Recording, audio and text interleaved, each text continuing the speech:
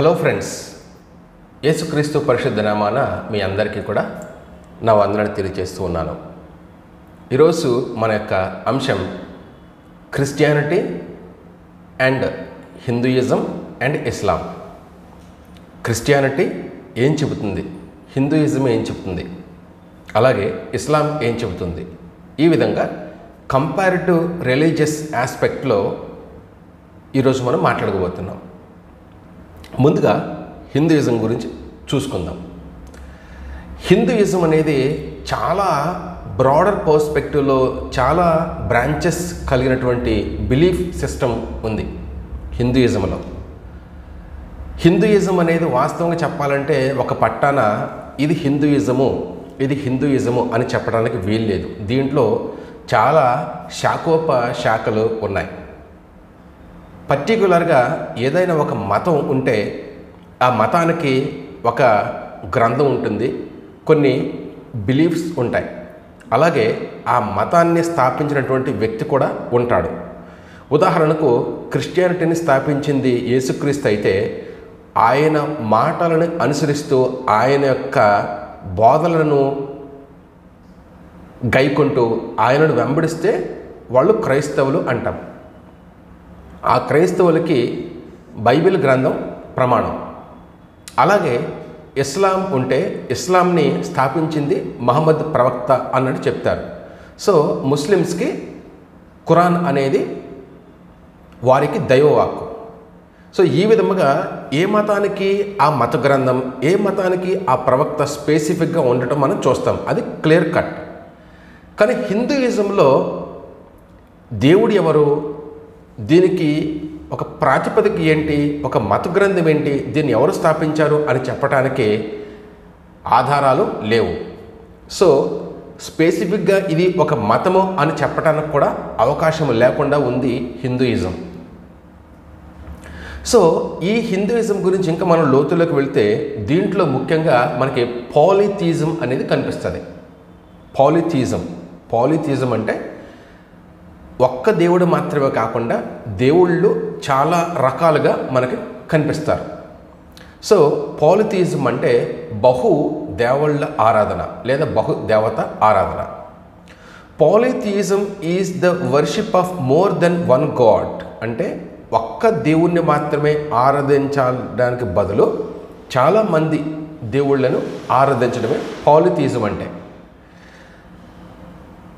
May accept gods from other religions. అంటే ఈ హిందూయిజంలో హిందూ మతానికి సంబంధించినటువంటి దేవుళ్ళు మాత్రమే కాకుండా ఇతర మతాల్లో ఉన్నటువంటి దేవుళ్ళను కూడా తమలోనే కలుపుకుంటూ వాళ్ళు కూడా దేవుళ్ళే అనే కాన్సెప్ట్ కూడా హిందూయిజం కలిగి ఉంది.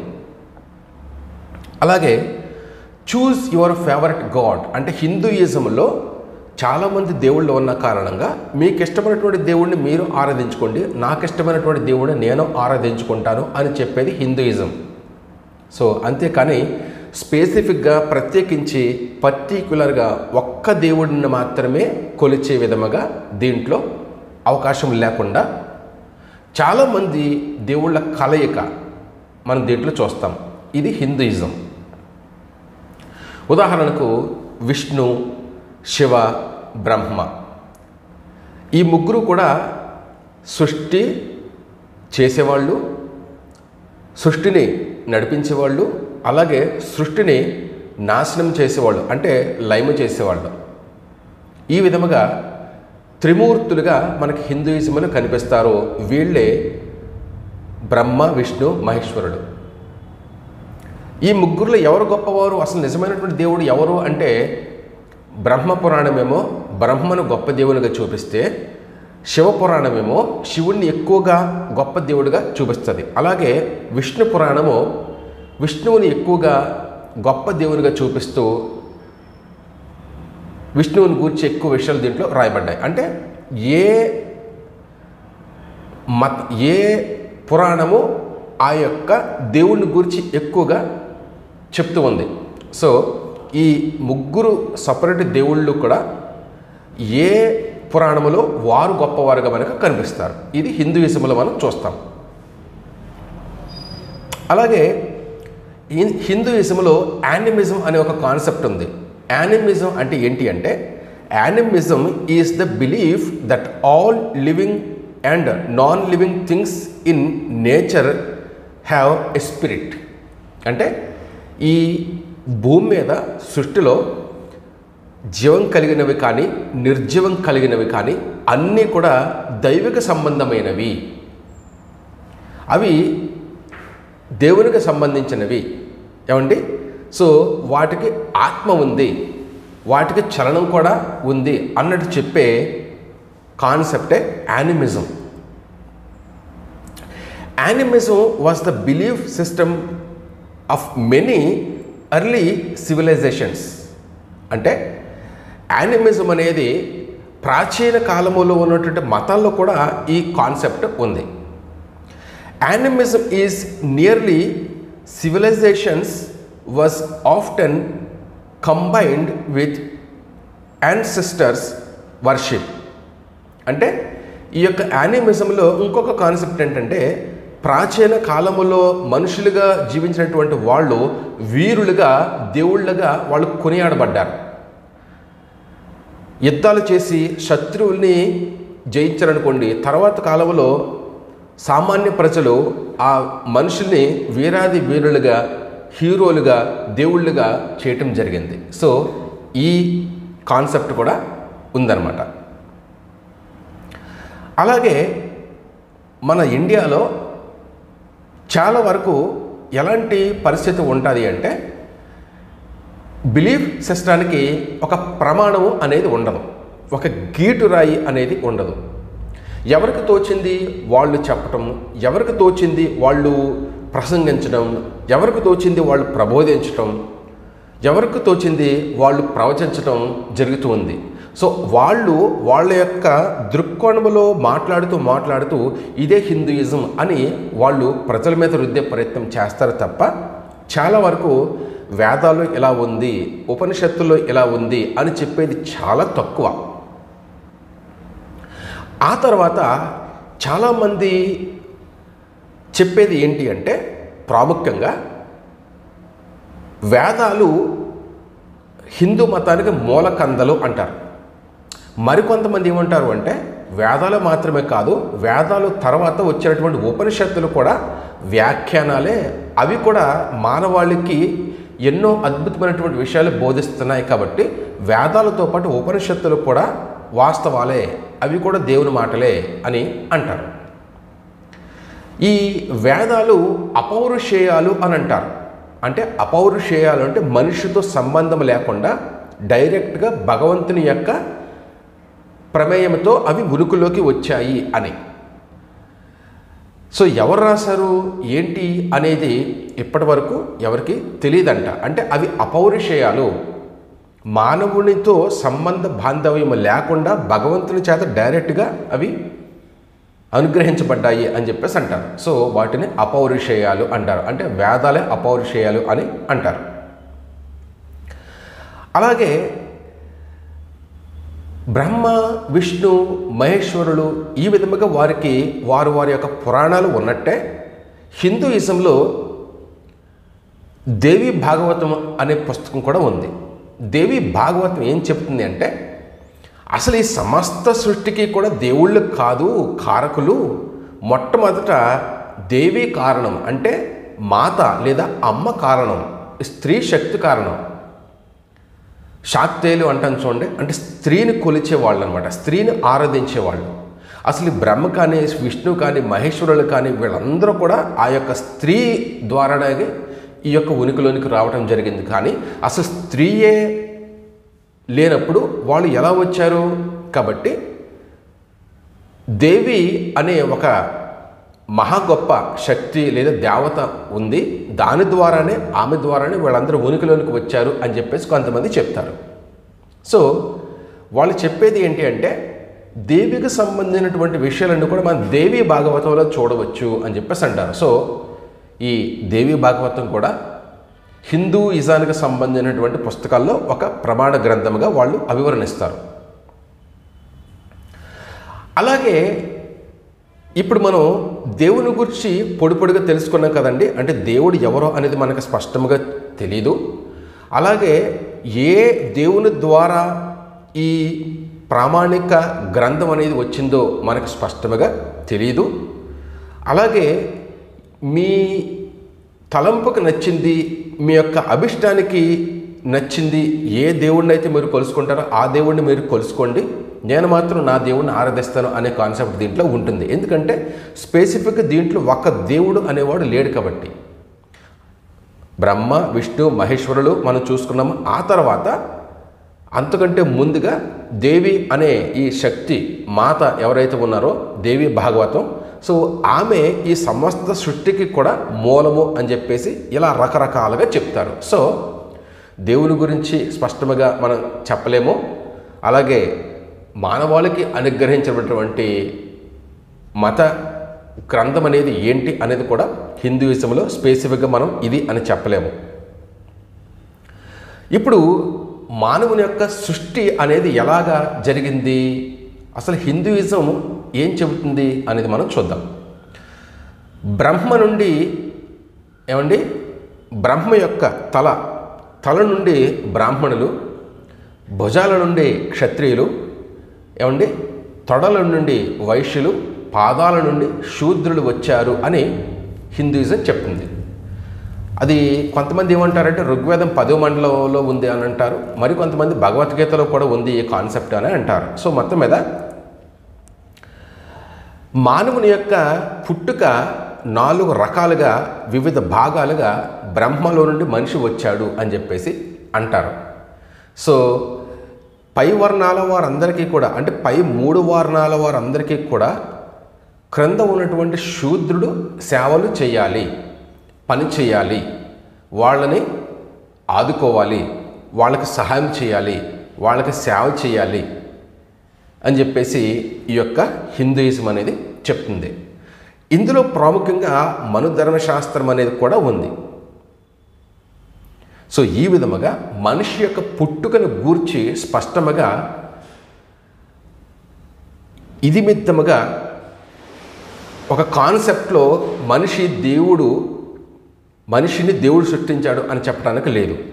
బ్రహ్మ యొక్క తల నుండి కొంతమంది, భుజాల నుండి కొంతమంది, తొడల నుండి కొంతమంది, కాళ్ళ నుండి కొంతమంది వచ్చారని చెప్పేసి ఈ విధముగా డిస్క్రిమినేషన్ ఏంటంటే తేడా అనేది మనం ఇక్కడ చూస్తున్నాం. ఇది మనిషి యొక్క పుట్టుక హిందూయిజంలో. అలాగే హిందూయిజంలో మానవాళికి ఏది ప్రమాణము, ఏది ప్రామాణికత కలిగినటువంటి మత గ్రంథము అనేది మనం చూసుకుంటే వేదాలు వచ్చినాయి, ఆ తర్వాత స్మృతులు వచ్చినాయి. అంటే స్మృతి అంటే మనుస్మృతి, పరాశర స్మృతి, ఈ విధంగా స్మృతులు వచ్చినాయి. ఆ తర్వాత దర్శనాలు, శాస్త్రాలు వచ్చాయి. ఆ తర్వాత మరల పురాణాలు వచ్చాయి. ఆ తర్వాత గీత వచ్చింది. అంత మాత్రమే కాకుండా రామాయణ, భాగవతము, మహాభారతము ఇలాంటివి ఉన్నాయి. సో ఇన్ని రకాలైనటువంటి పుస్తకాల మధ్య అసలు మానవాళికి ముక్తిని అనుగ్రహించే గ్రంథం ఏంటి అనేది మనం ఖచ్చితంగా చెప్పలేం.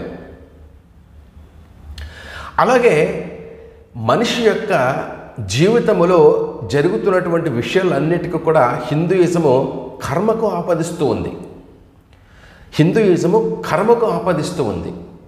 నీవు ఈ విధముగా రోగగ్రస్తుడిగా పుట్టావు, లేదా ఒక రోగముతో నీవు బాధపడుతున్నావు అంటే పూర్వజన్మలో నువ్వు ఎవరికో అపాయం తలపెట్టావు, అపకారం తలపెట్టావు కాబట్టే ఈ జన్మలో నీవు ఈ విధముగా శారీరక దౌర్బల్యం చేత పట్టబడి పీడిస్తున్నావు, నీ కర్మ ఇది అని చెప్పేసి ప్రతి దానికి కూడా కర్మ సిద్ధాంతాన్ని ఆపాదించడం అనేది హిందూయిజంలోనే చూస్తాం. అలాగే ఏదైనా ఒక మేలు కలిగిందనుకోండి, నీకు అదృష్టం ప్రాప్తించింది, పూర్వజన్మలో ఎవరికో గొప్ప మేలు చేశావు, ఈ జన్మలో నీవు ఐశ్వర్యవంతుడవయ్యావు అని చెప్పేసి ప్రతి దానికి కూడా కర్మ సిద్ధాంతాన్ని ఆపాదించడం అనేది హిందూయిజంలో చూస్తాం.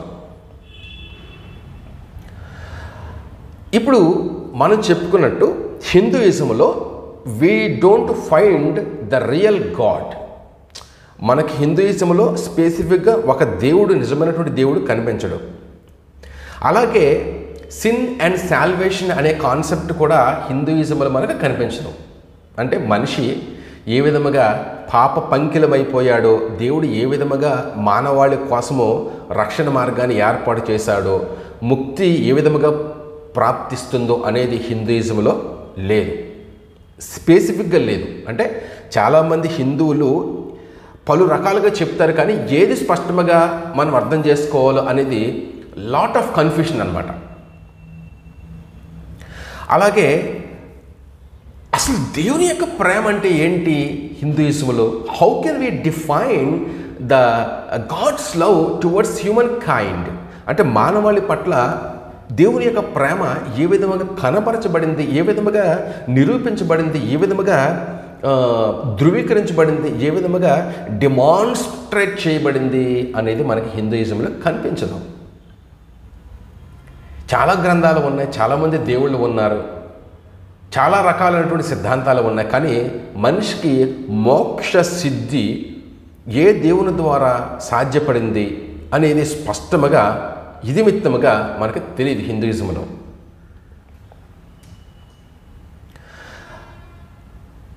సో ఈ విధముగా హిందూయిజానికి సంబంధించి మనం ప్లెయిన్గా, పొడిగా, పార్షల్గా తెలుసుకోవచ్చు. అంటే నేను డీప్గా వెళ్లకుండా కేవలం ఉపరితలం మీద మాత్రమే కొన్ని ప్రాముఖ్యమైనటువంటి కోర్ పాయింట్స్ నేను మీకు చెప్పడం జరిగింది.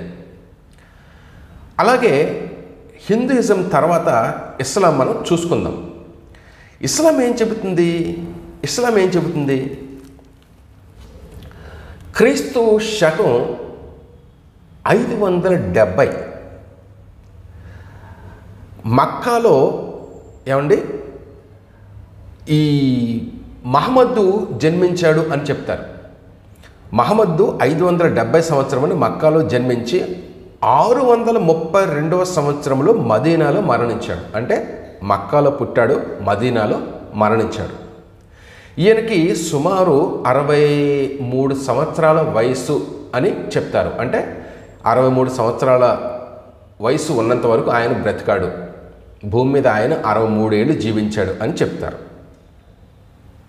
So life and teachings of Muhammad by Farida Khanam అనే ఒక పిహెచ్డి హోల్డర్ అనమాట. సో ఆవిడ ఏమంటారు అంటే, తాను రాసినటువంటి థీసిస్లో 18 పేజీలు ఏమంటుందంటే, మహమ్మద్దు 570వ సంవత్సరంలో మక్కాలో జన్మించి 632వ సంవత్సరమున మదీనాలో మరణించాడు, ఆయన వయసు 63 ఏళ్ళు అని ఆమె రాశారు. సో ఈ ఇస్లాంలో ప్రాముఖ్యంగా వాళ్ళు మాట్లాడే ప్రవక్త, అంటే వాళ్ళు పరిగణించినటువంటి ప్రవక్త ఎవరు అంటే మహమ్మద్ అని అంటాం కదండి. ఈయన ఏమంటాడు అంటే క్రియల వలన రక్షణ అని అంటాడు. రక్షణ అంటే ఏంటి? క్రియల వలన అంటే మనం ఏమైతే భూమి మీద ఎదుటివారికి మనం సహాయక క్రియలు చేస్తామో, ఎదుటివారికి ఎప్పుడైతే మనం హెల్ప్ఫుల్గా ఉంటామో, ఆ హెల్ప్ఫుల్గా ఉన్నటువంటి కారణాన్ని బట్టి దేవుడు మనకి మోక్షాన్ని ఇస్తాడు అన్నట్టు మహమ్మద్ చెప్పాడు. అంటే క్రియల మూలముగా రక్షణ. ఇప్పుడు ఇందాక మనం హిందూయిజంతో పోల్చుకున్నట్టు హిందూయిజానికి స్పెసిఫిక్గా ఒక ప్రవక్త లేడు కదా స్థాపించింది, కానీ ఇస్లాంలో మహమ్మద్ ప్రవక్త ఉన్నాడు కాబట్టి ఇస్లాం గొప్పదా అంటే గొప్పది అని మనం చెప్పలేము. ఎందుకు అంటే ఇస్లాంలో కూడా మనకి చాలా అవకతవకలు కనిపిస్తాయి, చాలా అంతర్గత లోపాలు కనిపిస్తాయి. సో అది కూడా ఈరోజు మనం చూసుకుందాం. ఖురాన్లో మనం చూసుకుంటూ వెళితే క్రైస్తవులు కానీ, యూదులు కానీ, సాబీయులు కానీ ఎవరైనా సరే అల్లాను అంతిమ దినాన్ని విశ్వసించి మంచి పనులు చేసేవారికి, అంటే అల్లాను విశ్వసించి మంచి పనులు చేసేవారికి నిస్సందేహంగా వారి ప్రభువు వద్ద మంచి ప్రతిఫలం ఉంది అంటాడు. అంటే మంచి కార్యాలు, మంచి పనులు, శ్రేష్టమైనటువంటి కార్యాలు, పుణ్యకార్యాలు ఎప్పుడైతే మనం చేస్తామో దాన్ని బట్టి మంచి ప్రతిఫలము అల్లా దగ్గర ఉంటుంది అని మహమ్మద్ చెప్తూ ఉన్నాడు. సో ఈ విధముగా రక్షణ అనేది క్రియల మూలంగా జరుగుతుంది అని ఖురాను చెప్తూ ఉంది. అలాగే ముఖ్యంగా ఈ ఇస్లాంకి సంబంధించినటువంటి కాన్సెప్ట్లో మనం బైబిల్ను కూడా చూస్తాం. మేము మోసాకు గ్రంథాన్ని అనుగ్రహించాము అని మహమ్మద్ చెప్తాడు. అక్కడ ఉన్నటువంటి ప్రజలకి బైబిల్కి సంబంధించి, అంటే తోరా అంటాను చూడండి, ఈ మహమ్మద్ మోషేకి సంబంధించినటువంటి ఈ తోరా ఏదైతే ఉందో మోషే ధర్మశాస్త్రము, దాన్ని కూడా ప్రమాణంగా తీసుకున్నట్టు మహమ్మద్ ఆనాటి కాలంలో తన యొక్క ప్రజలకి చెప్తూ ఉన్నాడు. సో దీన్ని బట్టి కూడా చాలా వరకు ఇస్లాంలో ముస్లిమ్స్ తోరా అనేది ఏదైతే ఉందో దాన్ని కూడా ప్రమాణంగా అంగీకరిస్తున్నట్టు చెప్పుకుంటారు. అలాగే మహమ్మద్ వాస్తవంగా చెప్పాలంటే హీరా అనే గుహలో అతను ప్రార్థన చేసుకుంటూ ఉన్నప్పుడు, అంటే నమాజు చేసుకుంటూ ఉన్నప్పుడు జిబ్రియల్ అనే ఒక దూత వచ్చి తనకు అల్లా మాటలు ప్రసాదించినట్టు ఇస్లాం మతస్థులు చెప్తారు. అంటే ఆయన కొన్ని రోజుల పాటు ఏకగ్రీవంగా నిర్మానుష్యమైనటువంటి ప్రదేశానికి వెళ్ళి ఒక గుహలో ఆయన ప్రార్థన చేసుకుంటున్నటువంటి సమయంలో దేవుని యొక్క దేవదూత అతనికి ప్రత్యక్షమై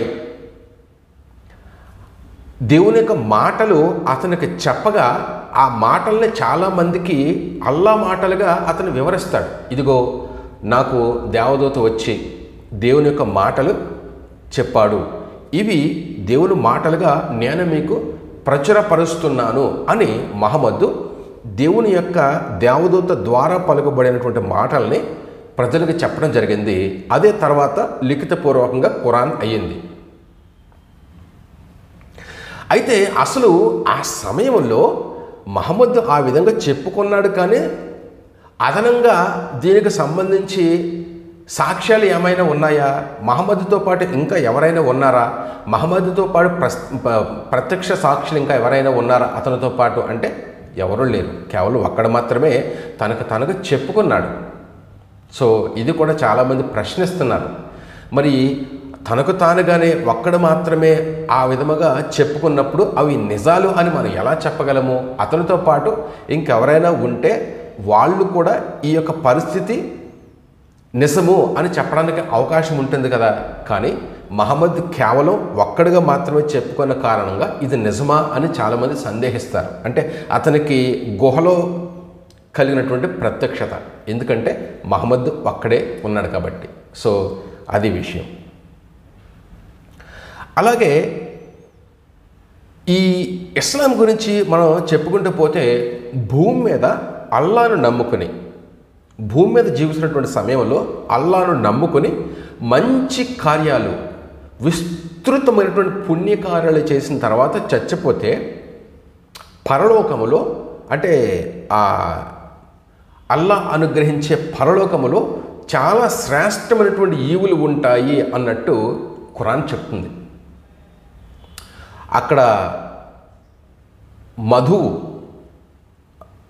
అమృతము ఏరులై పారుతుందంట నదుల వలె.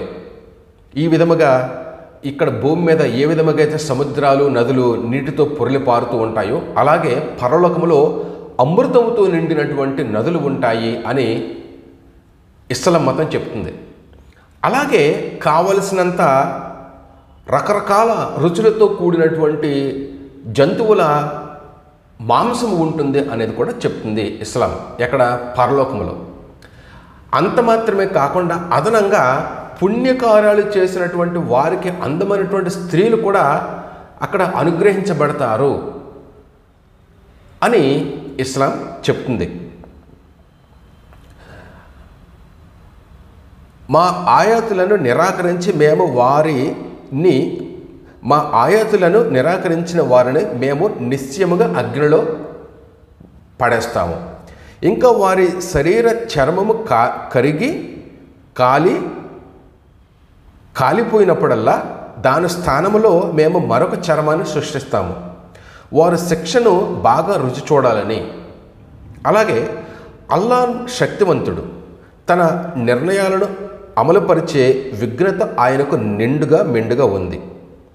మా ఆయాతులను విశ్వసించి మేము మంచి పనులు చేసేవారికి కాలువలు ప్రవహించే ఉద్యానవనంలో ప్రవేశపెడతాము.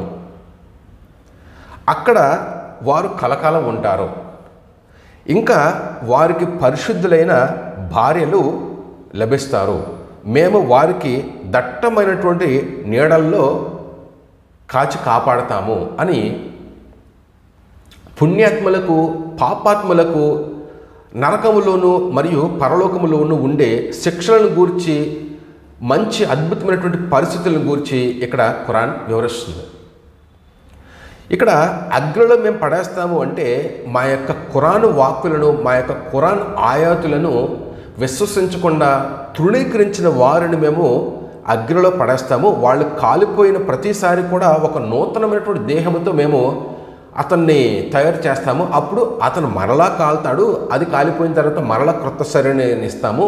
అది కాలిపోతుంది, మరలా క్రొత్త శరీరాన్ని ఇస్తాము. ఇది జరుగుతూ ఉంటుంది అని నరకంలో ఉన్నటువంటి అత్యంత భయంకరమైనటువంటి శిక్షణ గురించి ఇక్కడ చెప్తూ ఉంది ఖురాన్. అలాగే పుణ్యాత్ములు అంటే దేవుని యొక్క వాక్కులను లేదా అల్లా యొక్క వాక్కులను విశ్వసించిన వారికి ఉండే ప్రతిఫలం ఏంటి అంటే పరలోకములో వాళ్ళు ఉద్యానవనంలో ఉంటారు. మేము వారిని ఉద్యానవనంలో ప్రవేశపెడతాము. అక్కడ వారు కలకాలం ఉంటారు. అంటే ఎవర్-లాస్టింగ్ లైఫ్ అనమాట. వాళ్ళకి మరణం ఉండదు. ఇంకా పరిశుద్ధులైనటువంటి భార్యలను మేము వారికి అనుగ్రహిస్తాము అని. అంటే అందమైనటువంటి భార్యలను తనివితేరా అక్కడ సంసారం చేసుకోవటానికి ఒక వెసులుబాటును అల్లా కల్పిస్తున్నాడు అన్నట్టు ఇక్కడ ఉంది. అలాగే మేము వారిని దట్టమైనటువంటి నీడల్లో, అంటే చక్కగా ఎండవేళ గనక మనం ప్రయాణం చేస్తూ ఉన్నప్పుడు మనకు విపరీతమైనటువంటి వేడిని తట్టుకోలేక ఒక చక్కటి దట్టమైనటువంటి చెట్టు నీడకు వెళితే ఎంత హాయిగా ఉంటుందో అంత అద్భుతమైనటువంటి దట్టమైనటువంటి నీడల క్రింద చక్కటి చల్లదనంలో కాపాడుతూ వాళ్ళని ఏలుతూ ఉంటాడు అల్లా. సో ఈ విధముగా ఖురాన్లో ఈ కాన్సెప్ట్ మనం చూస్తాము. సో ఈ విధముగా మనకి అల్లా దేవుడిగా కనిపిస్తాడు. ప్రవక్త మహమ్మద్గా అభివర్ణించబడ్డాడు. అంటే ఇస్లాంలోనేమో దేవుడు అల్లాగా పరిగణించబడతాడు, మహమ్మద్ ఏమో ప్రవక్తగా పరిగణించబడతాడు. ఆయన మాటల్ని విన్నవారు దేవుని యొక్క వాక్కులను విశ్వసించి ఆయన యొక్క మాటల్ని గైకొన్నవారు పరలోకములకు వెళ్తారు, ఆయనను తృణీకరించిన వారు నరకానికి వెళ్తారు అని చెప్పేసి ఈ యొక్క రక్షణ మోక్షము అనేది క్రియల వలన ఉంటుంది అనేది కూడా చెప్పడం జరుగుతుంది. సో ఇప్పుడు మనం క్రిస్టియానిటీ గురించి చెప్పాలంటే ప్రత్యేకించి దేవుని యొక్క లేఖనములో నుండి మనం వాక్యాలు తీసి చెప్పాల్సిన అవసరం లేకపోయినా బేసిక్గా మనం ఈ మౌఖికమైనటువంటి మెథడ్లో చెప్పుకోవచ్చు. అదేంటంటే దేవుడు ఒక్కడే, only one god does exist in Christianity, that is triune god. దేవుడు అటువంటి యెహోవా ఒక్కడే ఉన్నాడు. ఆయన ట్రైయూన్ గాడ్ అంటే త్రిత్వము కలిగినటువంటి దేవుడు. అలాగే ఆయన మానవాళికి చూపించినటువంటి ప్రేమ ఏదైతే ఉందో అది సిలువలో యేసుక్రీస్తు ప్రభువారు చనిపోయి తిరిగి లేవటం ద్వారా ఆ ప్రేమ సిలువలో కనపరచడం జరిగింది. అలాగే రక్షణ అనేది కూడా మనం చూసుకున్నప్పుడు రక్షణ అనేది క్రియల వలన మాత్రం కాదు. ఎందుకు అంటే నేను గొప్ప పనులు చేశాను అని చెప్పేసి ఒక వ్యక్తి క్లెయిమ్ చేసుకుంటే వాడికంటే మించినటువంటి గొప్ప పనులు ఇంకొక వ్యక్తి చేస్తాడు. సో ఇద్దరు కూడా గొప్ప పనులు నేను చేశానని చెప్పేసి అతిశయించకుండా దేవుడు ఏమంటాడు అంటే మీకు రక్షణ అనేది క్రియల వలన మాత్రం కాదు, మీరు యేసుక్రీస్తు ప్రభు వారిని విశ్వసించి ఆయనను రక్షకుడిగా అంగీకరించినప్పుడు మాత్రమే వస్తుంది అని చెప్పేసి అంటాడు. సో పుణ్యకార్యాల మీద రక్షణ ఆధారపడి లేదు క్రిస్టియానిటీలో. కేవలం యేసుక్రీస్తు ప్రభువారి సిలువలో కార్చినటువంటి రక్తము చేత మాత్రమే మానవుల యొక్క పాపాలకు ప్రక్షాళన జరుగుతుంది. ఆ రక్తము ద్వారా మాత్రమే విమోచన, మానవుడు పరలోకానికి వెళ్తాడు.